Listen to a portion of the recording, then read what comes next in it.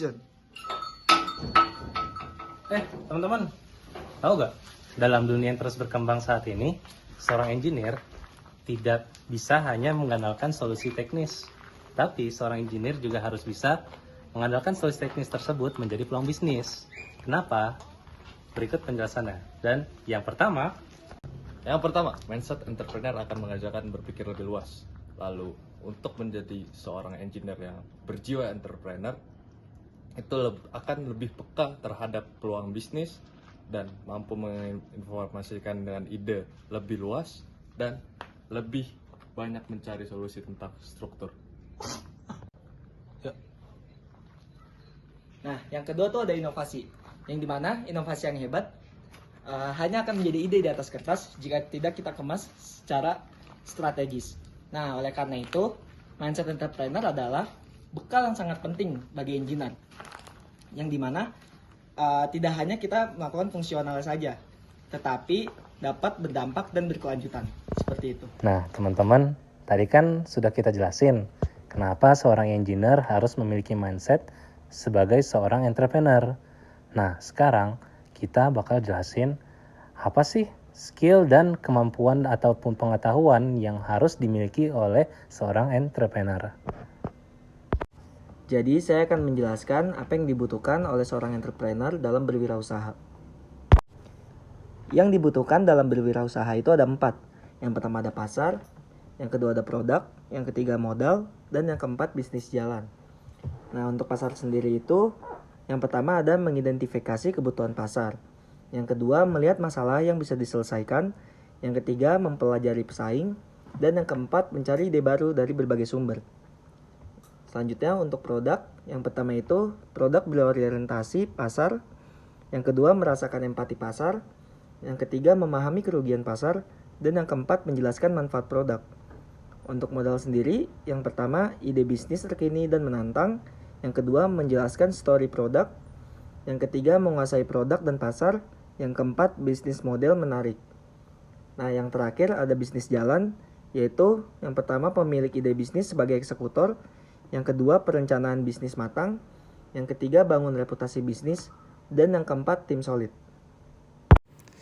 Selain itu, seorang entrepreneur juga harus mampu menganalisis pasar, seperti mengetahui total addressable market atau jumlah pasar yang tersedia. Contoh pasar perbankan yaitu total jumlah bank di Indonesia.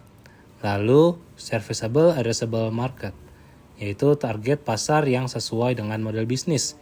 Contoh pasar perbankan yaitu jumlah bank KMBI 1 dan KMBI 2. Lalu, serviceable obtainable market yaitu target pasar yang realistis lalu bisa diraih. Contoh pasar perbankan yaitu jumlah bank KMBI 1. Lalu di analisis pasar ada namanya analisis PESTEL.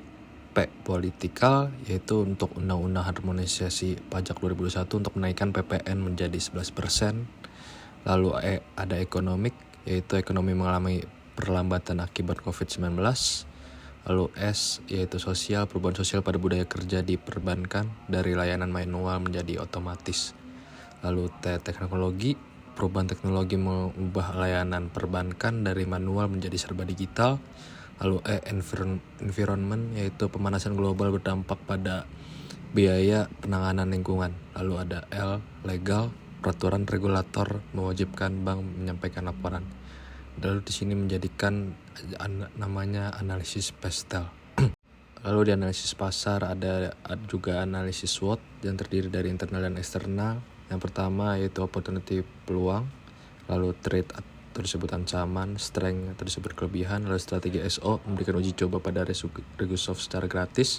Lalu strategi ST, melakukan inovasi berkelanjutan dengan terhadap pengembangan Regusoft. Lalu weakness atau kekurangan. Lalu strategi WO, untuk memberikan uji coba gratis dalam kurun waktu tertentu. Lalu strategi WT, untuk memberikan uji coba gratis dalam kurun waktu tertentu dengan dukungan yang dari operasional Regusoft.